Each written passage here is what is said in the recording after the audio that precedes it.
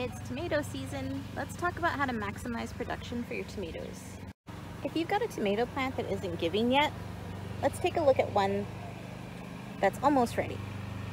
We've got the stem, and then we've got a shoot coming off with flowers. That's gonna give us tomatoes. This stem right here that's coming in between an offshoot and the main stem, that's called a sucker.